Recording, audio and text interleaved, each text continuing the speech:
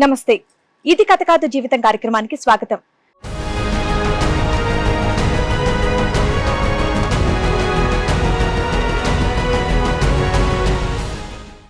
Engagement అని ఒక 2-3 days లో నేను ప్రెగ్నెంట్ అయ్యా. ఎప్పుడైతే నువ్వు ప్రెగ్నెంట్ అని చెప్పావో అప్పుడు చెప్పాను. అప్పటి నుంచి కాంటాక్ట్ చేయడం మానేశాడు. ఎన్ని రోజులు రెస్పాండ్ అవ్వకుండా ఉన్నాడు?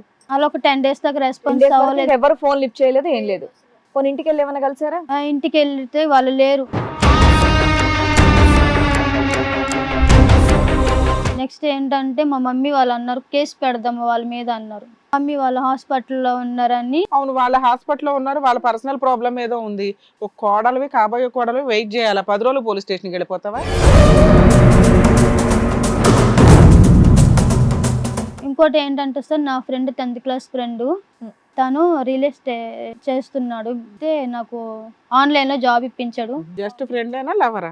ఫ్రెండే. ఈ మధ్యలో కూడా కంటిన్యూస్ గా ఫ్రెండ్షిప్ నడుస్తుందా మీకు? నడుస్తుంది. ఎలాగా బయట పరిచయమా లేదంటే? సార్ మామూలుగా మాట్లాడుకుంటాం సార్ డైలీ. ఇట్లా నా ప్రాబ్లమ్స్ అన్ని చెప్పుకుంటే. నీకు పెళ్లి అయ్యింది ఇవన్నీ తెలుసా అతనికి? తెలుసు. అతనికి మ్యారేజ్ అయిందమ్మా? అవలేదు.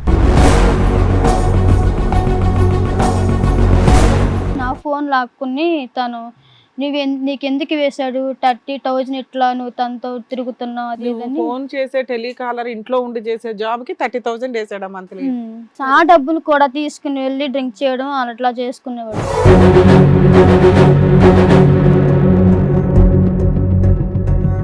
నువ్వు తనతో ఉంటున్నావు. మాకు అదే డౌట్ వచ్చిందిలే కానీ, ఎందుకంటే నువ్వు ఇంట్లో ఉండి చేసే టెలిఫోన్ కాలర్స్ 30,000 శాలరీలు అంటే ఆవిడ వర్కౌట్ అయ్యే వ్యవహారం కాదు. పెద్ద క్యూ కడతారు చాలా మంది. వేరే ఆల్టర్నేట్ జాబ్ ఉంటేనే నీకు 30,000 పడతాయి. మీ ఆయనకి డౌట్ రావడంలో తప్పే ఉందమ్మా?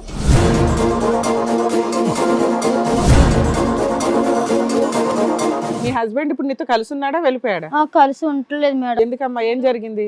కేసు పెట్టనని అదొక కోపం ఉంది. ఇంకోటేమో పిల్లని చూసుకోరు, పట్టించుకోరు. ఓకే, ఈ పిల్ల నాకే పుట్టిందా లేకపోతే శివాకి పుట్టిందా అనేది డౌటా? Doubt madam.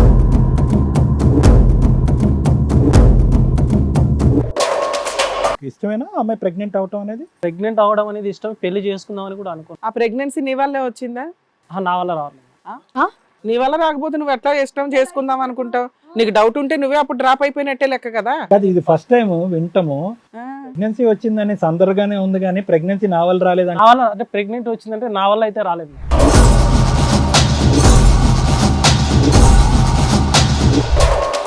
మరి బలవంతంగా పెళ్లి చేసుకోవడం కంటే అరెస్ట్ అయ్యి జైలుకి వెళ్ళడం బెటర్ కదా. ఇప్పుడు అన్ని ఇష్టపడ్డాను మేడం, అందుకే పెళ్లి చేసుకున్నాను. నీ ఇష్టం తగలయ్యా. ప్రెగ్నెంట్ ఇదేమి ఇష్టం రా బాబు? నీ ప్రెగ్నెన్సీ నీది కాదు అంటున్నా. ఇద్దరు కలిసి రూముల్లో ఎట్లా టైం స్పెండ్ చేశారు? ఆ అమ్మాయి నువ్వు ఎంగేజ్మెంట్ కంటే ముందుగా ఫిజికల్ గా కలిసారా? కలిసాను. నువ్వు కాకుండా వేరే వాళ్ళు కూడా అమ్మాయితో కలుస్తున్నారనే అనుమానం ఉండగా కూడా కలిసావా? అంటే అప్పుడు అనుమానం లేదు, మ్యారేజ్ అయినాక అనుమానం వచ్చింది.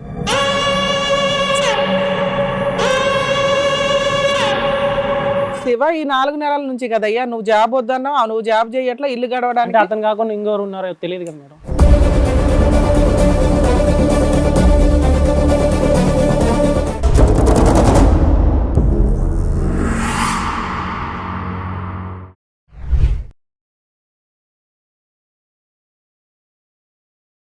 ఇది కథ కాదు జీవితం ప్రోగ్రామ్ అందరికంటే ఒక రోజు ముందుగా మీరు చూడాలి అనుకుంటే వెంటనే డౌన్లోడ్ చేయండి హిట్ టీవీ యాప్. ఇందులో మీరు నచ్చే మెచ్చే కంటెంట్ సిద్ధంగా ఉంది. మరి ఇంకెందుకు ఆలస్యం, వెంటనే డౌన్లోడ్ చేసుకోండి హిట్ టీవీ యాప్.